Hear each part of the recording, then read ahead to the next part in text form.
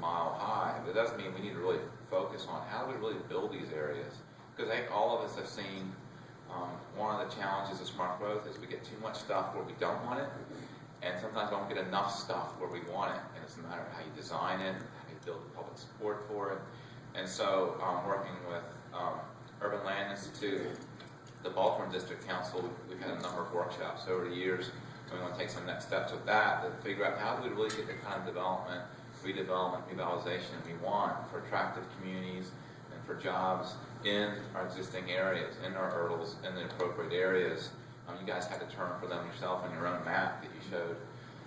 And so there's a lot of those across the county. I mentioned some earlier.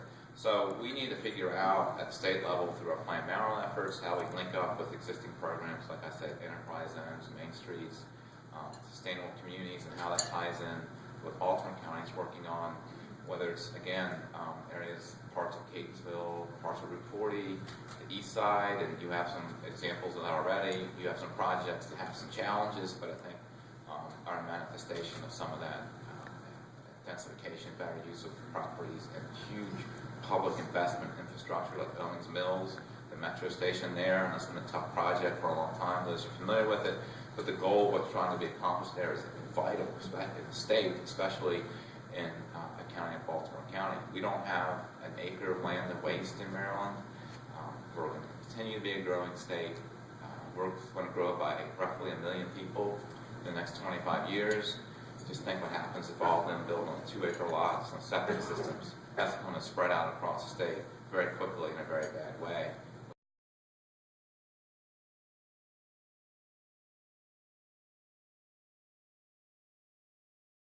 Or how about, removing parking? I love the Providence Riverwalk. It's right now where they used to have a parking. They used to park the cars on top of the river. Well, that was really a clever idea. Or, in Savannah, Georgia, in the bottom, there used to be 24 original squares. But in 1960, in their infinite wisdom, they decided to put a parking garage in the middle of Ellis Square. So that was actually the first square built in Savannah. But guess what they've done now? They've torn the parking garage down. They put the park back. The parking's underground, and the parking revenue pays for the redevelopment and maintenance of the park. So there's a lot of really clever ways to think about this. How about decking highways? Something going on all over the place.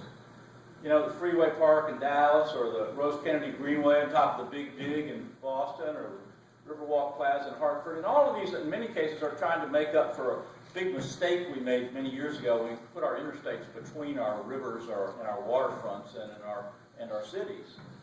You go to Connecticut, for example, virtually all of Connecticut cities are cut off from the water because of Interstate 95. And so they spend millions of dollars trying to deck over 95, etc. All right, let's not moving too well. Abandoned railroad lines. Here's the High Line in New York. That's a before on the left, and those are two after pictures.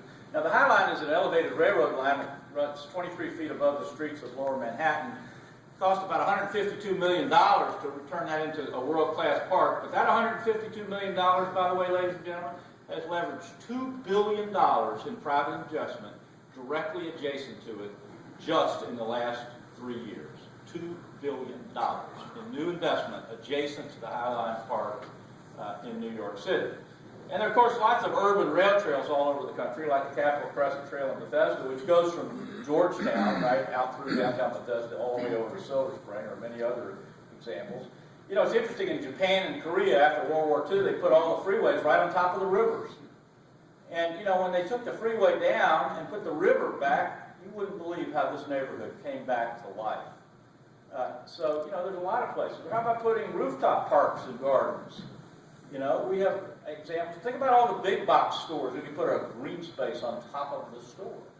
Or how about river restoration opportunities?